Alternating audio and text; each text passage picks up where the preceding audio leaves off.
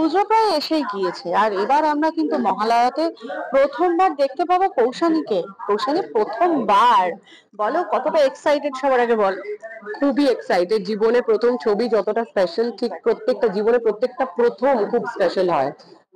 তো আমার মনে হয় আমার কাছে আমি আমার মহালয়া করার পেছনে একটা বড় কারণ ছিল হচ্ছে যে আমি অভিজ্ঞতাটা মানে আমার জীবনে আমার একটা অংশ করতে চাই অভিজ্ঞতাটাকে। তো এত ডিভাইন এক্সপিরিয়েন্স আমার হয়েছে এই ক্যারেক্টারটা করে। আমার মনে হয় আমি যতদিন বেঁচে থাকবো আমার কাছে এটা সারা জীবন আমার সাথে থাকবে। মানে আমি এত চরিত্র প্লে করেছি, বাট দিস ইজ সামথিং যেটা আমি ভাষায় প্রকাশ করে বোঝাতে পারবো না যে আমার কাছে কতটা স্পেশাল। এখানে কিরকম চরিত্র আমরা পাবো? ভদ্রকালী যেটা না, সো এবারে স্টার জলসার যেটা মহালয়ার কনসেপ্ট, সেটা হচ্ছে দুই কল্পে অসুর বধ হচ্ছে মা দুর্গার হাতে। তো আমার দুটো রূপ আছে এখানে, ভদ্রকালীও আছে। আর ভদ্রকালী হচ্ছে পার্বতীরই একটা রূপ, যেটা আমরা জেনে এসেছি যে যখন সে তাণ্ডব করে তখন সে কাউকে দেখে না তার চারপাশে। আর তার মধ্যে যে অ্যাগ্রেশন, মানে যতক্ষণ না মহাদেব নিজে তার পায়ের কাছে আসে ততক্ষণ অব্দি সে থামে না। তো সেই সেই সিনগুলো করা আমার কাছে একটা মানে বিশাল বড় চ্যালেঞ্জ ছিল। অ্যান্ড আরেকটা ছিল হচ্ছে আমার পার্ট, যেটা মহিষাসুর মর্দিনী হয়ে অসুর বধ করা। তো সেই এক্সপিরিয়েন্সটাও আমার হয়েছে এখানে। অ্যান্ড আমি আমার জীবনে প্রথম মহালয়া করতে গিয়ে হার্নেস পরে শট দিয়েছি, অসুর বধ করেছি, ত্রিশূল ধরেছি, প্রত্যেকটা জিনিস মানে আমার গায়ে কাটা দিয়েছে। মানে এত বছর ধরে শুনে এসেছি, রেডিওতে শুনেছি বা টিভিতে দেখেছি বা মহালয়া করতে দেখেছি সবাইকে, কিন্তু ফার্স্ট টাইম নিজে করলাম। তো এটার একটা আলাদা অভিজ্ঞতা। আর কৌশানী ছোটবেলাকার পুজো আর এখনকার পুজো ডেফিনেটলি পাল্টে গেছে। তারকার পুজোর মধ্যে তুমি এখন এনলিস্টেড, তো কতটা বিবর্তন হয়েছে, কতটা পাল্টে গেছে এখনকার?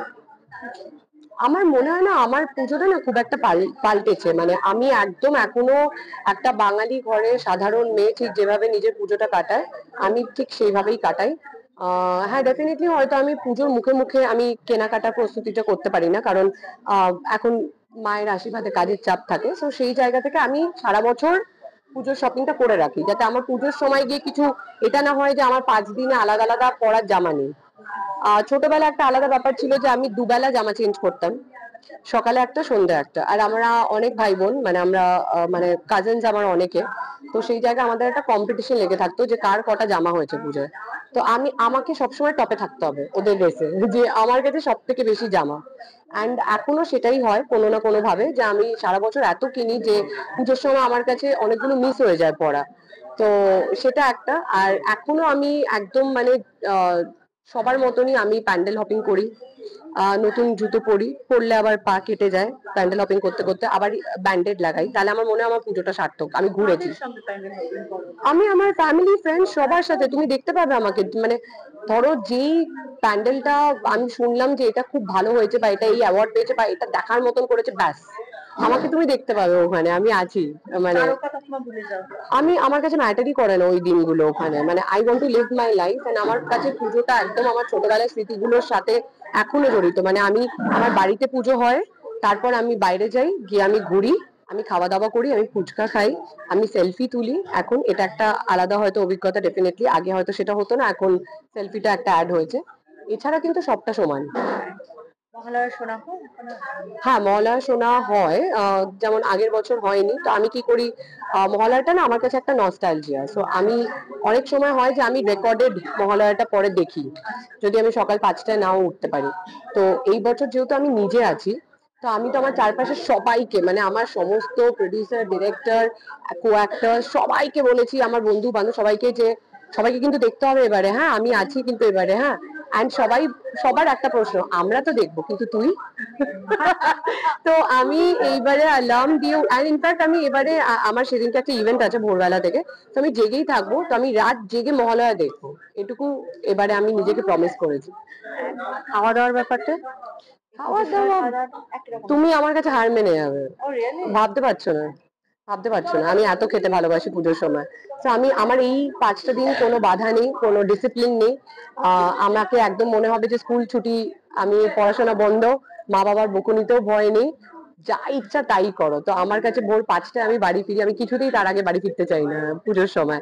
আর তাতে আমার বাবা কিছু বলেও না, বাবা নিজে বাড়ি ফেরে দুটোয় আমার সাথে ঘোরাঘুরি করে দিয়ে বলে এবার আমায় ছাড়, আমি ঘুমোবো।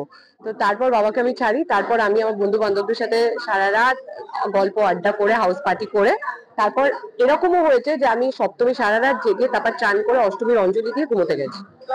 আমার শেষ প্রশ্ন, বনির সঙ্গে পুজোর প্রেম? বনির সঙ্গেই বারবার পুজোর প্রেম, এটুকু বলতে পারি। নতুন ভাবে নতুন করে কিন্তু আমার আমার সাথে বনির মানে হচ্ছে বনি আমার সাথে থেকে থেকে এখন অনেকটা ধার্মিক, মানে অনেক বেশি এই পুজো আচ্ছা, বিকজ আমার বাড়িতে 12 মাসে 13 পার্বণ, তো ও সবকটার অংশ, ও সবকটাতে বসে অঞ্জলি দেয়, না খেয়ে থাকে, ডেডিকেটেডলি এগুলো করে যেগুলো আগের বনির জীবনে করতো না। তো ও একদমই মানে এই ব্যাপারগুলোতে বিশ্বাসী ছিল না, বাট এখন পুরোপুরি মন দিয়ে আর পুরো একদম মানে উইথ অনেস্টি মানে ঠাকুরকে ডাকে আমার পাশে বসে। সো ওকে আমি আমার সব প্ল্যানিংসেই পাই পাশে। অসাধারণ। সবশেষে ইটিভি ভারতের দর্শককে একটু বলে দাও।